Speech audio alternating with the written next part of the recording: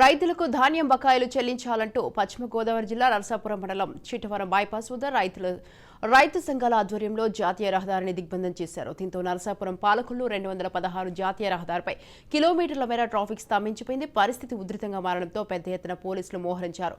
ఒకానొక దశలో రైతు సంఘం నాయకులకు పోలీసులకు మధ్య తీవ్ర వాగ్వాదం జరిగింది. రైతులకు సొమ్ము ఎప్పుడు చెల్లిస్తారో ప్రభుత్వం ప్రకటించే వరకు ఆందోళన విరమించేది లేదని తేల్చి చెప్పారు.